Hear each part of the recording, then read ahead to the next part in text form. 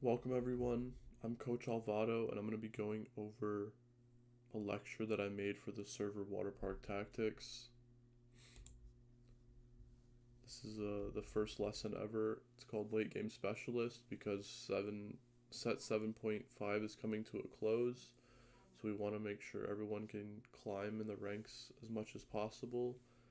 And we're going to go over these tips to achieve just that.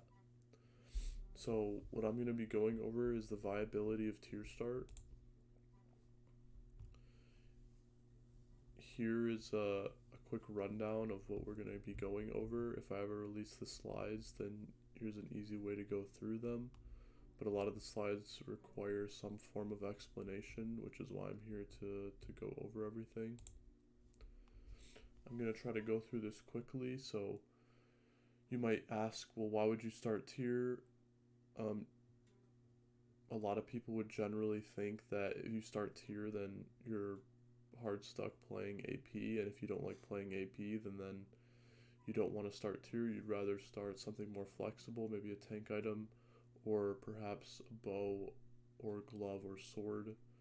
Um, a lot of the options are definitely all viable, but tier is definitely not something that hard commits you to AP. You can play like a lot of different things. Another benefit to tier is that it's really hard to get unlucky with tier. A lot of the item trios for most items will leave you not wanting to slam anything, but going tier, there's uh, a lot of combinations where it's almost obvious what you should slam, and then the other half of the time, you can at least slam something for tempo. And then the other benefit of the tier is that a lot of the times you'll get to start where you can consider playing for first because of the paths that tier opens up for you. So here's some of the starting combinations. I'm going to go over these really quickly. So one or the other. So these are all item trios that you can find yourself having going out of the initial PvE rounds, going into stage 2. I'm not going to go over item duos or item singles. Most of the time when you're playing a game, you're going to get an item trio, so that's the most important thing to talk about. You also might notice that there's only 4, technically 5 item trios here that you can kind of see, but we'll go over the glove tier 1 on its own. But there's 4 item trios, and there's obviously a lot more item trios, so I'm only going to go over the item trios that I think there's a lot of decision making to be had. And, if you get something like tier chain belt, then the pretty self-explanatory slam is that you would just make Sunfire and then you'd play around tier. You wouldn't really make Redemption. You wouldn't really make Protector's Vow. There's not like a whole lot of decision making to be had in that situation, and you'll notice that a lot of other tier starts after playing around tier for a while is that most of them are like this, and these 4 item trios are ones where there's actually quite a bit of decision making to be had. So first, let's go over one or the other. In the situation where you get tier cloak tier, you have one choice, which is to make blue buff and play around cloak, or the other choice, which is to make chalice and play around tier. And so the reason why this is one or the other is because in a situation where you get, let's say, a lagoon start, or I mean that's basically the only situation, but if you're in a situation where you get a lagoon start, then I would incentivize slamming blue buff and then playing around cloak. And the reason why that's so strong is because most comps don't want cloak. Lagoon comps don't even want cloak, but the benefit of having early lagoon and slamming blue buff is that you're stacking really early, and super early on in the game you're gonna hit Reforger at 50 stacks, and then you can use the Reforger to reforge the cloak down the line. The only time that I wouldn't reforge the cloak is in a situation where on Krugs, you get dropped another cloak, so you can't reforge both of them. You could consider reforging the whole Declaw after combining the cloaks, but Declaw in itself is not that bad of an item. So, um, yeah, in order to kill both of the cloaks, you would slam Declaw. Another way to kill the cloak is if you get dropped a chain, then you can slam Gargoyle Stoneplate, but the main issue with that is I would say Declaw and Gargoyle Stoneplate are not super valuable items, especially in the early game when a lot of people haven't committed to what their comp is going to be yet. Um, so yeah, so you can choose to slam tier, or you can choose to slam blue buff in that situation, and then in the other situation, which is something that's going to be happening more often than not because you're probably not going to have a Lagoon star every game, is you slam Chalice and you play around tier. And the reason why this option is so viable is because a lot of the early game units that you want to look to be carrying anyways utilize AP very well. Think about Ezreal or Vladimir is like the first ones that come to mind. AP scales their abilities very well, and if you can, even have a board with, let's say, both of them on your team, then Chalice is going to give you a lot of benefit. And the biggest upside to this is that you still get to play around tier. So if you have Chalice slammed, then the other item that you're playing around is tier. There's a good chance that you're going to be playing AP from that spot, so the Chalice will always be beneficial. And it's like a tempo item in the early game that can still be utilized later in the game. You can still use Chalice in comps like Deja. You can use Chalice in comps like Seraphine Graves, especially if you get better together down the line. And if you find yourself in a spot where you're going Fast 9 Dragons or you're playing Guardian Ace-Hole, Chalice is still a usable item. It's not like a dead item. Okay, so let's go on to the other one, Tier 2 Rod. This one is a bit different. So again, the choices are either making Archangels and then playing around tier, or making blue buff and playing around Rod.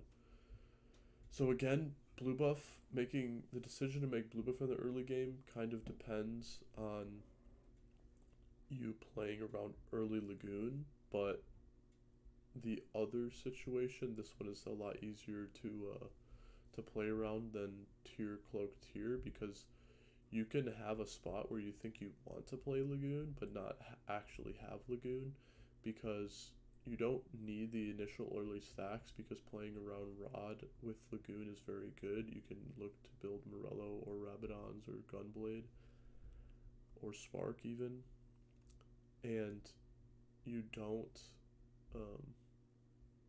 want to reforge the Rod. So you don't need the early 50 stacks as fast as when if you start Cloak, because you would definitely rather reforge the Cloak as soon as possible to get more items to play around to figure out what your itemization is going to be. So a realistic start is you could have a really good augment for Lagoon and choose to slam blue buff without having Lagoon units. Let's say you're playing like early game Astrals, you slam blue buff on Lux, and then you go for Morello off of Carousel, and then coming out of stage 3, you realize that your spot is actually good for Lagoon, and then you can pivot into Lagoon without having the initial stacks. The stacks are definitely important for Lagoon, but the comp is a good comp if you have the proper augments and units for it anyways. So so yeah, it's definitely fine to not have Lagoon in this situation. The other situation is, of course, Archangels, and then you play around tier.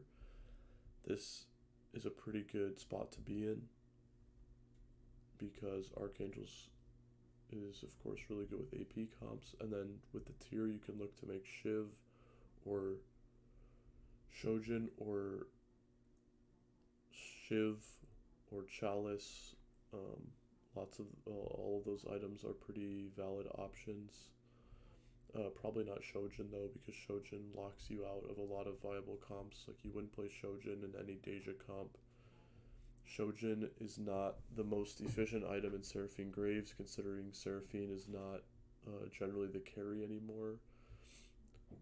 So Shojin would be like the last item you want in that comp. But yeah, Hodge and Shiv are both really good items, and then you could still even consider making Blue Buff. Blue Buff is a pretty good item in certain late game comps. We can talk about that later. Okay, so let's get. So these item trios, you either choose one or the other. I would definitely slam one of the items depending on your spot, and then playing around the other item component depending on which one you slammed. But now we're going to get into one where you have options. So both of these item trios, none of these items I would readily want to slam, but given the certain situation or certain circumstance, then I would choose to slam the item. So if you're looking at this one where it's tier cloak belt and you're thinking, okay, well, in the other iteration, we slammed Chalice and we played around tier, so why not just slam Chalice and play around belt? And my counter argument for that is that if you're slamming Chalice, then you definitely want to be leaning more AP. There's not a lot of AD comps that utilize Chalice. Think Olaf or Rengar or Soy Fen. None of those comps really utilize Chalice. And the issue with slamming Chalice and playing around belt is what happens when you just natural a lot of AD items. Then you slam Chalice leaning towards AP, and then you natural a lot of AD items, and then you want to lean more in AD comp. So in the Chalice tier example, you slam Chalice, and then there's a lot greater chance that you will be able to play AP from that spot anyways because you have tier. Even if you get dropped a lot of AD items, you know, you can make Shiv. If you get dropped Bow, you can make Hodge. If you get dropped Glove, and then Sword, you can just choose to look to make Gunblade or GS or something, and both of those items are viable in every AP comp. But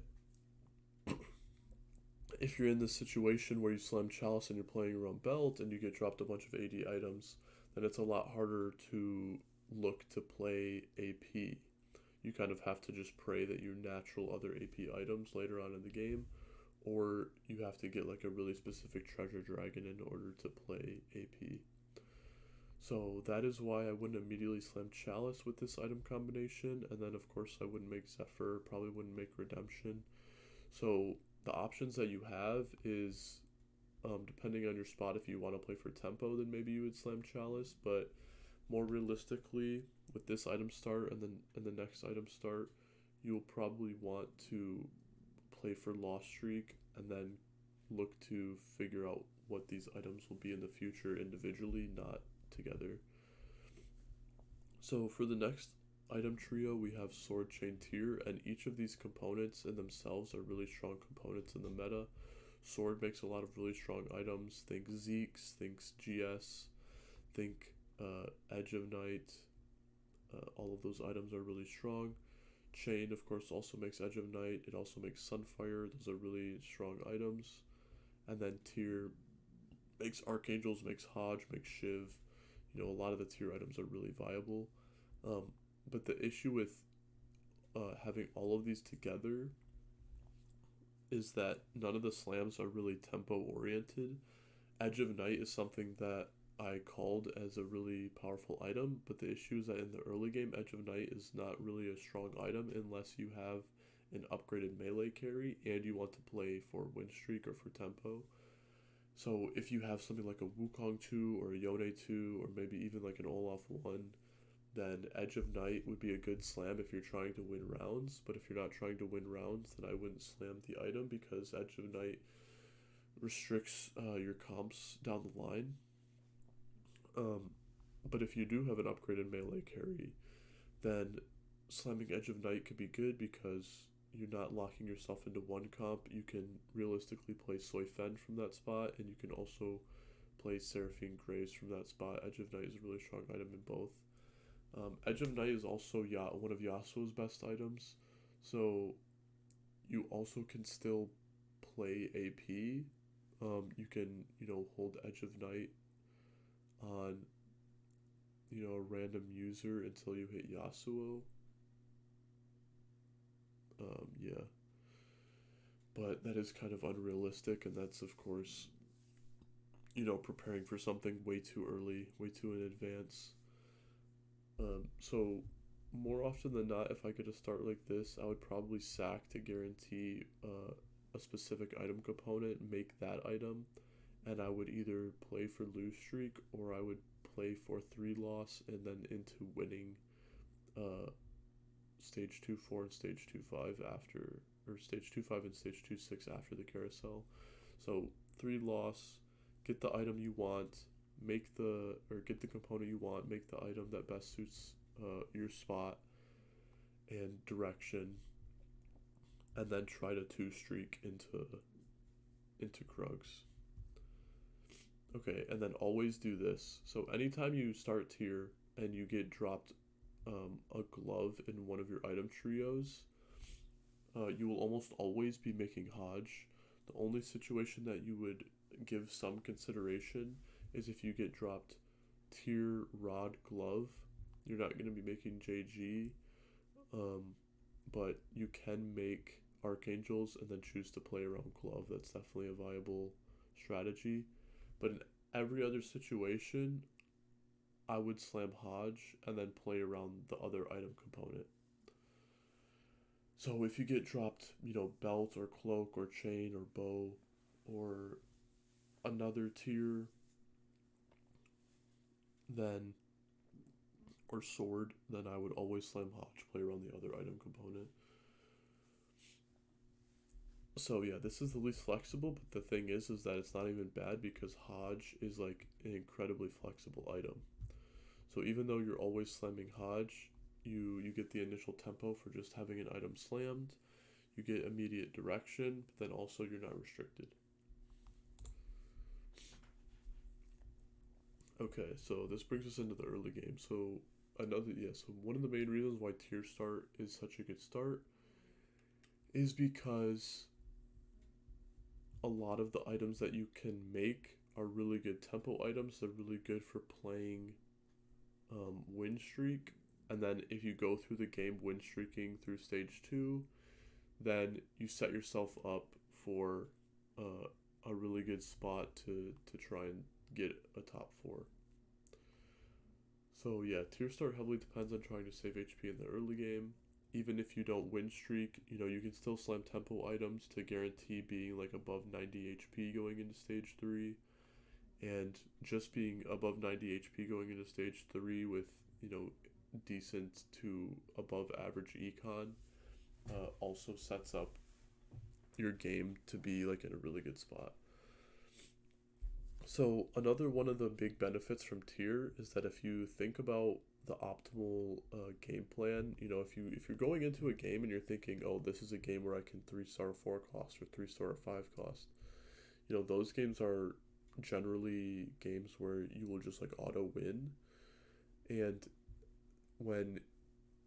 even though you can't I realistically do that every game, the times that you would be doing that is, of course, you would have an econ trait really early.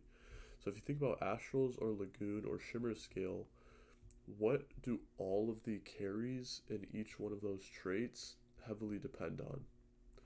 Astrals, you can play AD with Nidalee and Varus, but holding AP items on Vlad and Lux are really good. So Astrals are just pretty flexible. You can flex both AD and AP and then choose to pivot out whenever you want. Lagoon, on the other hand, though, all of the Lagoon carries are heavily are like so much more so on the side of AP than AD. The only person or the only unit in Lagoon that somewhat utilizes AD is Zeri and Nyla, but Zeri definitely scales better with AP, and Nyla you're not going to be getting in the early game. So just having tier start allows you to play around Lagoon's AP units and Astral's AP units which just benefits you later on in the game because optimally you would like to have an econ trait in, and you would like to be streaking. That's like one of the spots that I'm talking about where you can find yourself uh, looking to get like a 3-star 4 cost or 3-star 5 cost, or like playing for capped out dragons or something. And then shimmer scale, if you just think about the 4 units that you can even possibly get, which is Nasus, Jax, Volibear, Itis. All of those units are tanks except for Volibear, and Volibear is an AP carry. So the only the only carry that you can utilize in Shimmer Scale revolves around AP. Now, of course, you can flex in units um, that carry AD items that aren't Shimmer Scale that you can play alongside the Shimmer Scale units, but that's like another requirement, and that is like another thing that just has to go right for you. Um, if you are like playing around AD items and you hit Shimmer Scale early, it's also like another decision where if you have AD items and you're trying to play around Shimmer Scale, well then it might actually benefit you to not play Shimmer Scale and play other units to make your strongest board, because you need to utilize your AD items if you want to save HP. But the thing is, if you go AP, then you can always put the AP items on Volibear, and most of the time that will be your strongest board anyways.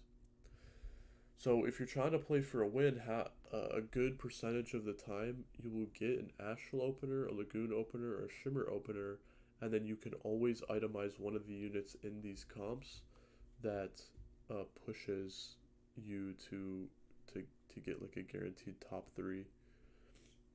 And yeah, like it's so much easier to play around with tier starts than it is AD items or flex item starts.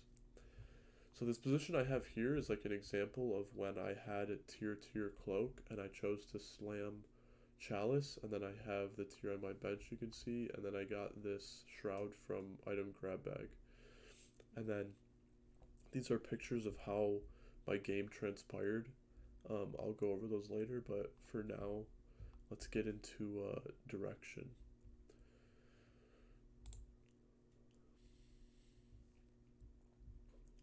So I'm going to go over the slide pretty quickly, but essentially with tier start, you definitely want to either play for tempo, and when you're playing for tempo, a lot of the times you'll have little direction because you're just kind of slamming items and you're trying to make your strongest board.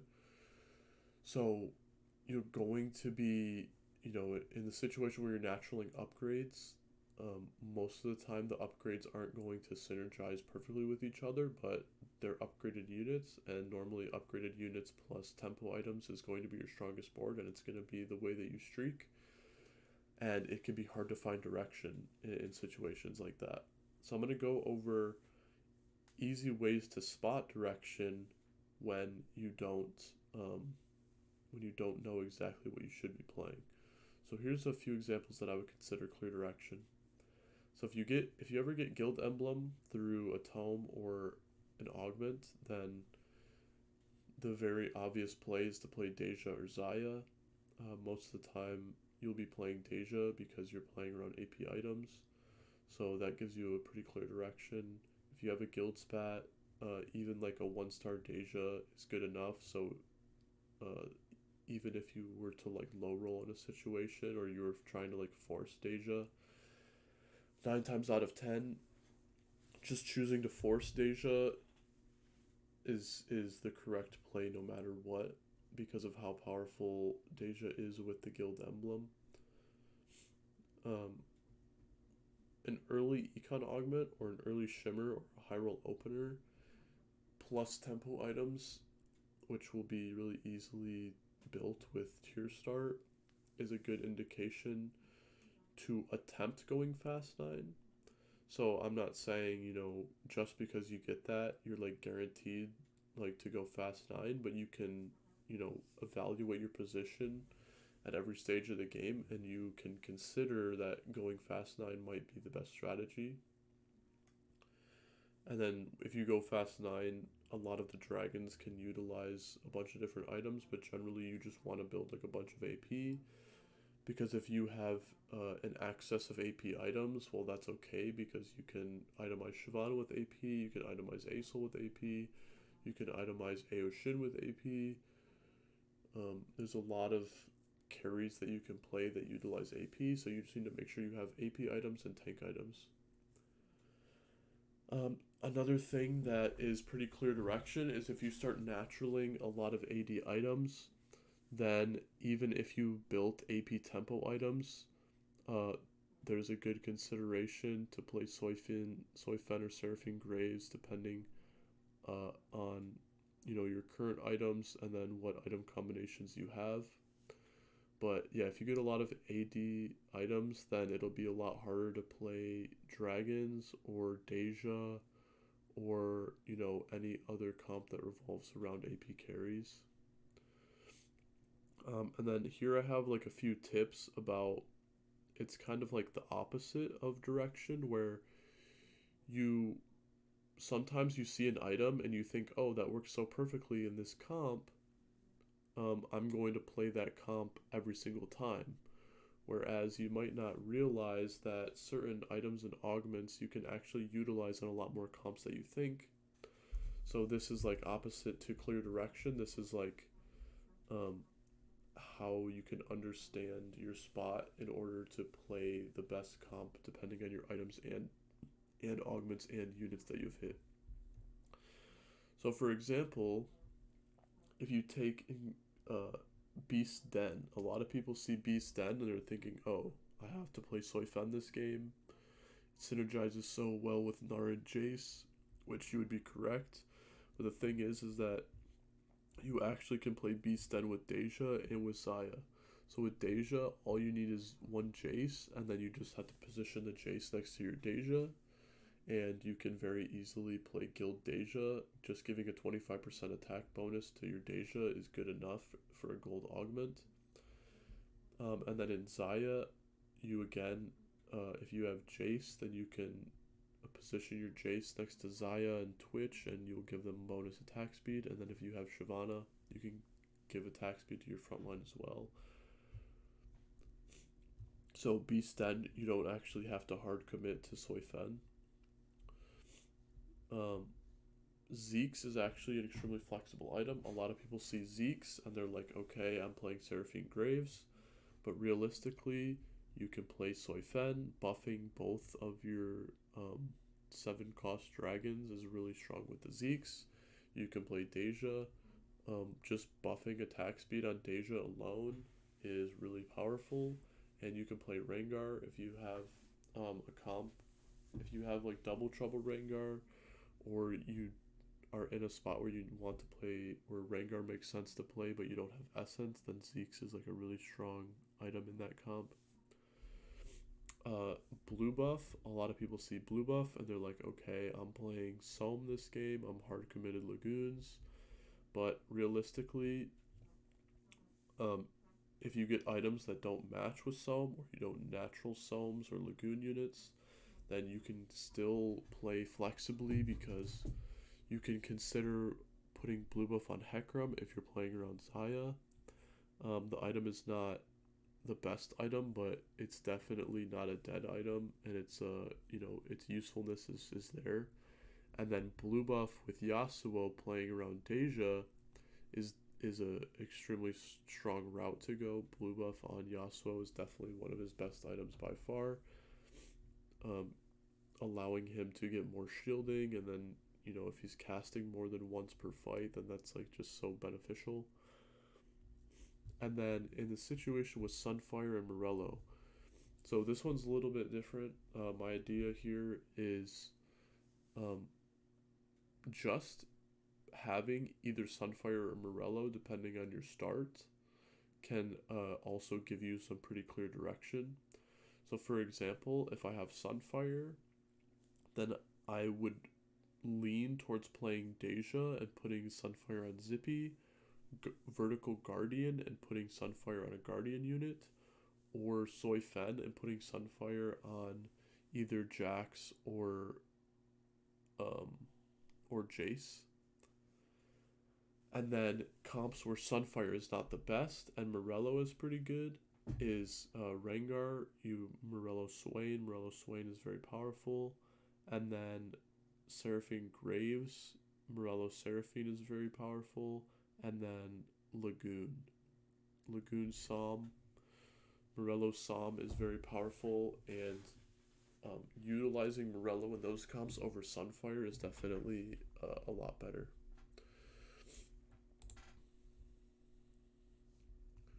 So here is a comp variation for the AD tree.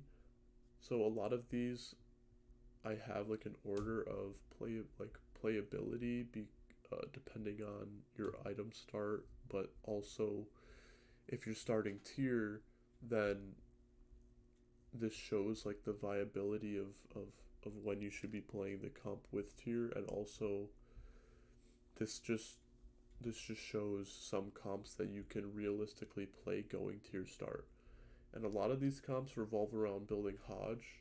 So if you start tier and you get an early game Hodge and then you natural AD items in the future, it is very easy to play Soy Fen. You can put Hodge on Shioyu Siphon.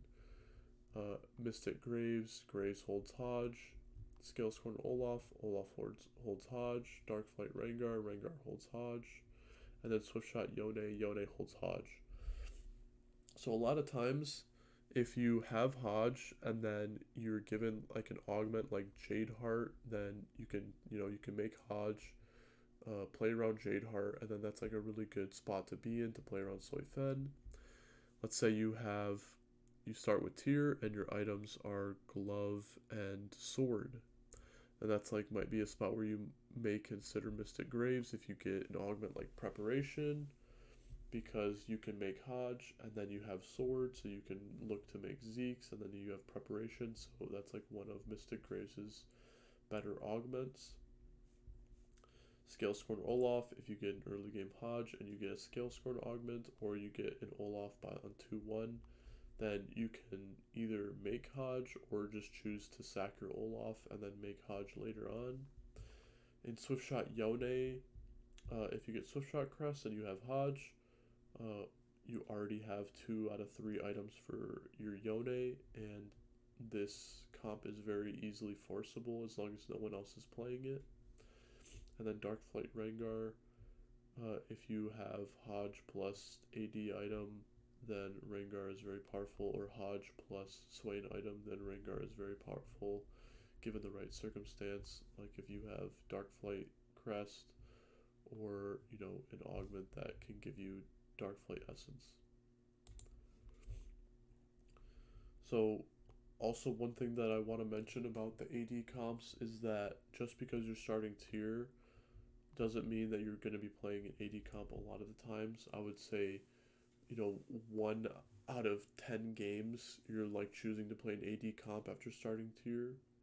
But then what that also means conversely is that 9 out of 10 games you're playing an AP comp. So I'm going to spend a little bit more time going over the AP comps, because this is definitely what you're going to be playing more often. So again, I kind of have these in order, not necessarily of like viability, but in what I believe you should be choosing to flex. And then if I go back to the AD real quick, the reason why I have the Soy Fen comp so high here is because realistically you can also choose to flex Soy Fen depending on augments, even if you have lots of AP items, because you can choose to just put AP items on Jace and then all of your AD items on Shioyu or Siphon, depending on which one you star up first. So if you have an augment that like leans you towards this comp, then like you'll be playing this comp a lot more than something like Scalescorn Olaf or Rengar, because you actually have a unit that can hold AP items. And then same with like Mystic Graves, Seraphine can hold AP items.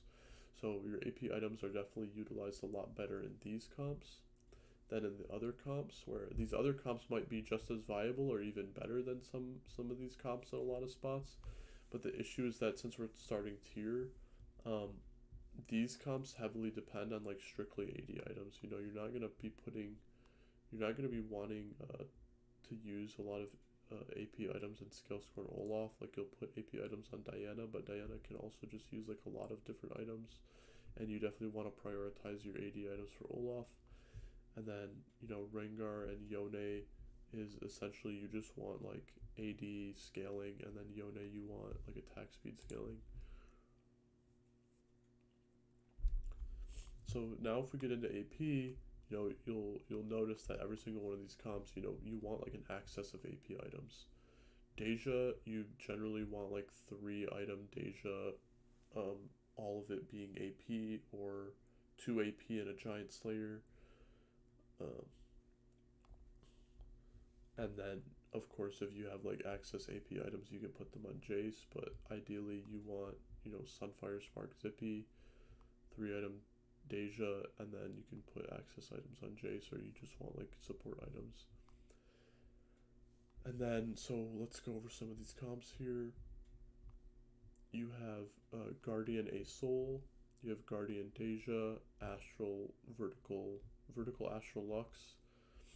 This is like Fast 9 Dragons, 4 Dragons, Lagoon board, Lagoon Som, Mage Namzi, Dragomancer Kaisa, and then Guild Ezreal. So these ones are also in order of how frequently you should play these comps. And again, it's not necessarily because of power level, even though, these comps up here definitely I would consider to be stronger. But of course, Mage Namzi and Lagoon Som, you can have like really high caps. Kaisa and Ezreal, you can also have really high caps.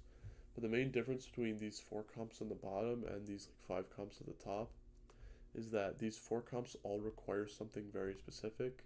Lagoon Som definitely benefits from having, perfect items in the early game while having Lagoon opener.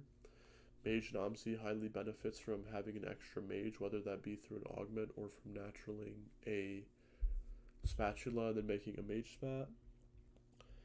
Kaisa got nerfed to the point where you can only really play it when you have some form of like reroll augment, whether it be like golden ticket or trade sector or something like that. And then similar with Ezreal, where Ezreal you definitely want to be playing it in a situation where it makes sense to reroll. So all of these comps are viable, but these comps require a lot more specific things to happen. Whereas, you can almost always play Guild Deja every game. The only times where it's kind of bad is if you have, or if the Mirage is something that's not strong for Deja. So if it's like Pirate Deja or Electroshock Deja, then I wouldn't look to default Guild, but you definitely can still play it, especially if you get a Guild Crest, because Deja with Guild Crest is so broken that it doesn't even matter what the Mirage is. And then other spots that I would consider these comps playable where, so for Guardian ASOL, all you really need to have direction for this comp is, the ability to get to level 8 with a decent amount of gold, not necessarily because you want to be rolling down on 8, but if you are in a spot that you like will be rolling down on 8, then you want to put yourself in a spot where you can natural this ASOL, or like you can roll and hit this ASOL, so that you can actually push to get to 9. So yeah, so if you get like a Guardian Heart or Guardian Crest, then that's like a good thing to play with Aurelion Soul. And then you can play Guardian Deja. These boards are very similar. The only difference is this one has a Seraphine to give your ASOL Evoker, and this one is kind of a board that caps around 8, and you just kind of look to, 2-star your entire board. And this one makes more sense if you have better items for Deja or if the Mirage is Spell Sword Mirage. Um, the Guardian Aesol board is one that is very similar in style to the Deja board. You would play the Guardian Aesol in the spot where, or to get to Guardian Aesol, you would most likely be playing this Deja board and then looking to pivot into Aesol. So let's say the Guardian is not, or the Mirage is not Spell Sword, then you might itemize your Deja with items like Archangel's Gunblade, like blue buff, or Archangel's Gunblade, Giant Slayer, looking to play Aesol, even if those items are not perfect for the current Mirage, because you're just using Deja as an item holder.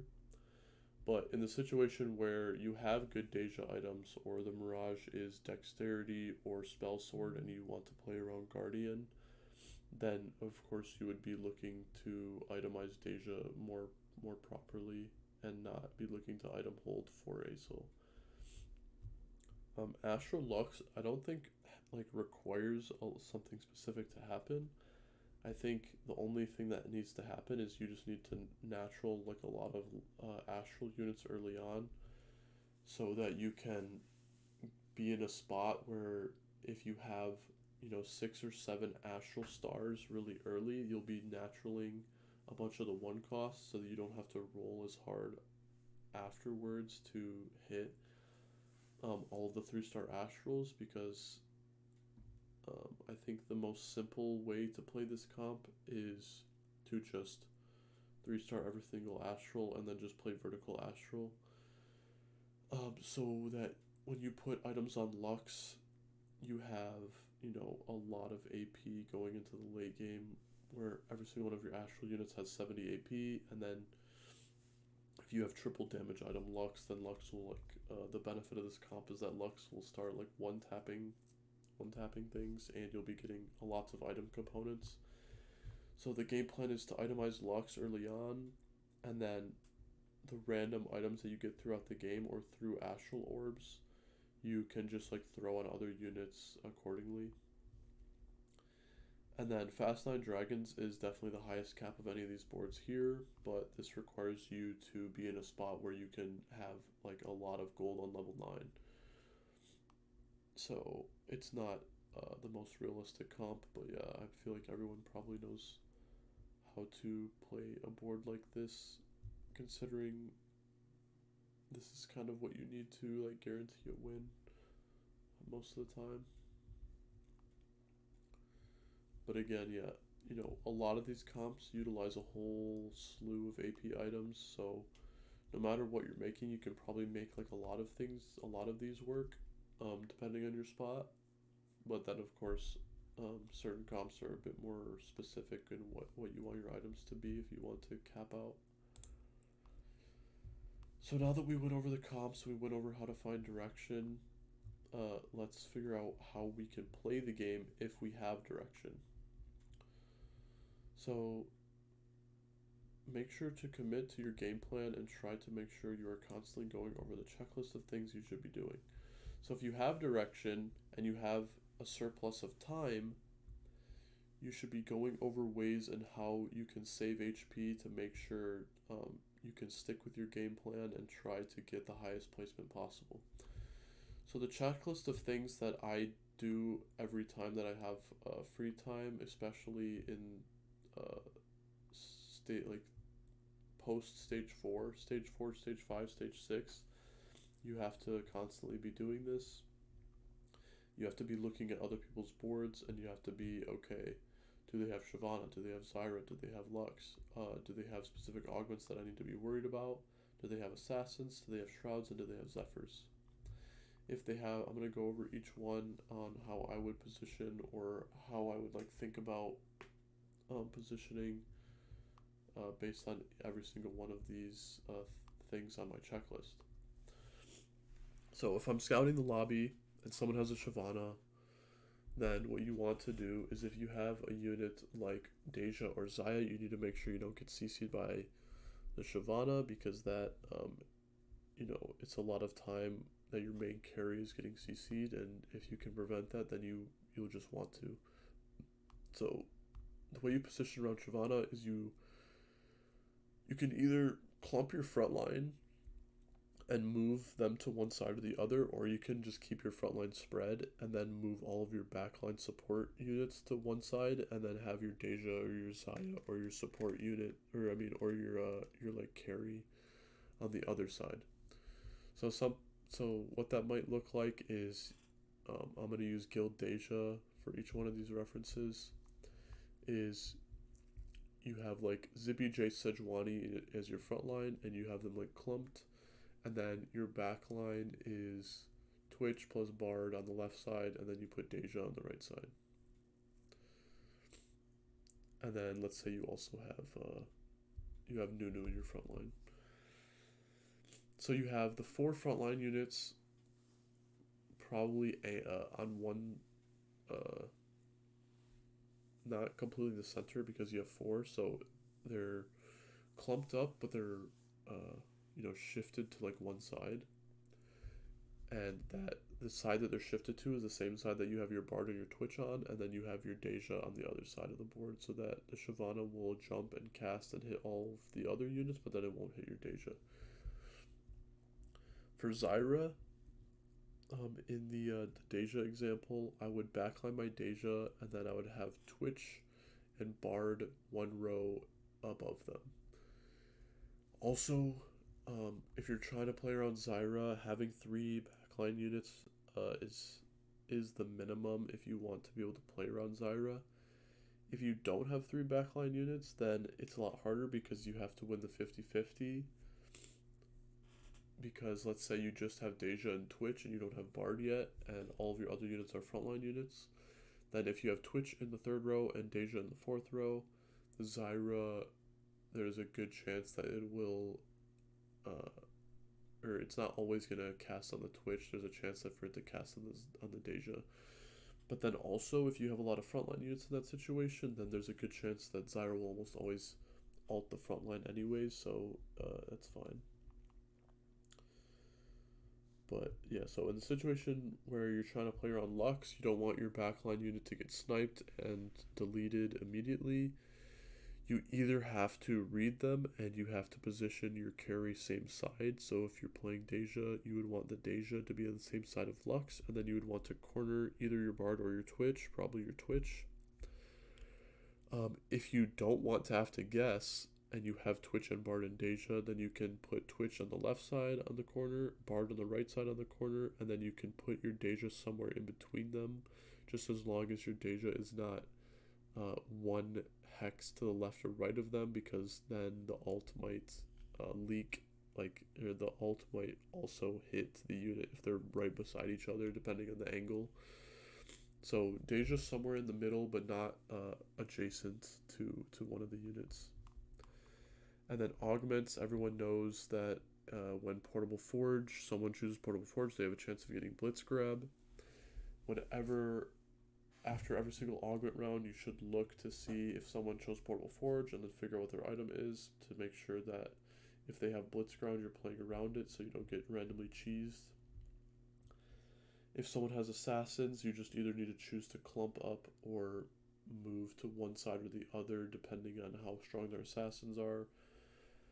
Rengar is definitely difficult to play around, but if there's a lot of comps that utilize solo Nyla. If you are playing against someone with built diff, they're going to have Nylas. If you're playing against someone with Lagoon, they're going to have Nylas. And all you need to do is just make sure your carry is not on the same side that Nyla is on.